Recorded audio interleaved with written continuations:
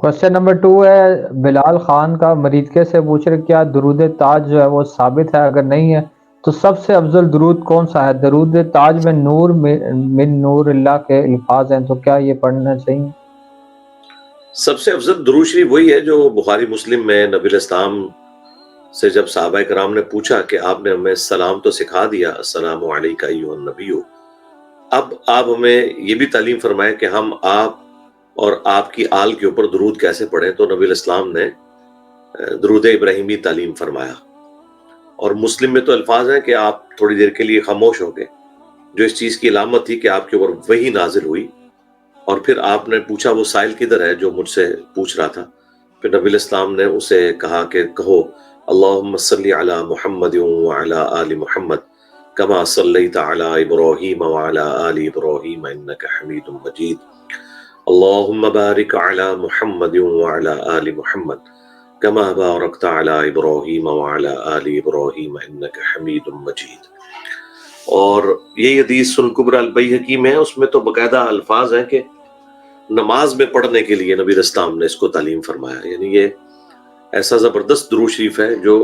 افضل ترین عبادت ہے اللہ کی، اس میں رکھا گیا۔ اس کے علاوہ بھی اس کا جو شروع والا حصہ ہے وہ بھی احادیث میں رپورٹ ہوا ہے، اللہم صلی علی محمد وعلی آل محمد، سنن نسائی کے اندر، دعاؤں سے پہلے خصوصاً۔ رہا درود تاج، تو یہ تو نبی الاسلام نے تعلیم نہیں فرمایا، یہ ایک نعتیہ درود ہے جو کسی عالم دین نے اپنی محبت کا اظہار کیا ہے، اس میں بڑے اچھے الفاظ بھی موجود ہیں جو نبی الاسلام کی کوالٹیز ہیں، لیکن کچھ اس میں یعنی ایسی چیزیں ہیں کہ جن سے جو ایسے عقائد بنائے جاتے ہیں کہ جو پھر شرک کی طرف لے جانے والے ہیں، ان میں سے ایک نور من نور اللہ والا معاملہ ہے، یہ الفاظ تو استعمال کرنے نہیں چاہیے تھے۔ بریلویوں کا کہنا یہ ہے کہ مصنف عبدالرزاق کے ایک نسخے میں جو بعد میں کہیں سے انہیں ملا ہے، اس میں یہ الفاظ موجود ہیں کہ اللہ تعالیٰ نے سب سے پہلے نبی صلی اللہ علیہ وآلہ وسلم کو اپنے نور میں سے پیدا کیا، تو وہ کہتے ہیں اس کی بنیاد پہ ہم نور من نور اللہ کہتے ہیں۔ یہ حدیث اشرف تھانوی صاحب نے بھی نشر الطیب کے اندر نقل کی ہے، اور بریلوی اور دیوبندی دونوں قائل ہیں اس کے، اور ظاہر ہے اس کی پھر دیوبندی اپنے اعتبار سے تعویل کرتے ہیں، بریلوی اپنے اعتبار سے کرتے ہیں۔ نبی الاسلام اللہ کی طرف سے نور ہے، اس میں کوئی شک نہیں ہے۔ قرآن میں سورۃ المائدہ کی آیت نمبر 15 میں ہے قد جاءکم من اللہ نور و کتاب مبین، بے شک تمہارے پاس اللہ کی طرف سے کتاب نور اور کتاب مبین آئی۔ اور جو اہل سنت کی پہلی تفسیر لکھی گئی پہلے 300 سال میں ابن جریر طبری کی، جسے تفسیر تبریر بھی کہتے ہیں، حافظ ابن کثیر نے بھی زیادہ حصہ انہی سے ہی نقل کیا ہے، تو انہوں نے کہا کہ اس میں نور سے مراد نبی الاسلام کا نور ہدایت ہے، تو نبی الاسلام نور ہدایت ہے، قرآن میں بھی آیا ہے اِنَّا أَرْسَلْنَاكَ شَاهِدًا وَمُبَشِّرًا وَنَذِيرًا وَدَاعِيًا إِلَى اللَّهِ بِإِذْنِهِ وَسِرَاجًا مُنِيرًا۔ نبی الاسلام وہ سورج ہے جو چمکا دیتا ہے۔ پھر مسند احمد میں حدیث ہے، دلائل النبوہ میں بھی آپ صلی اللہ علیہ وآلہ وسلم نے فرمایا میں اللہ کے ہاں اس وقت بھی خاتم النبیین لکھا ہوا تھا جب آدم علیہ السلام ابھی مٹی اور پانی کے درمیان تھے،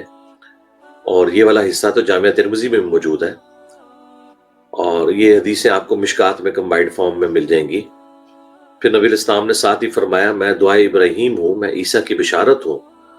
اور میں اپنی ماں کا وہ خواب ہوں جو انہوں نے میری پیدائش کے وقت دیکھا کہ ان کے لیے ایسا نور ظاہر ہوا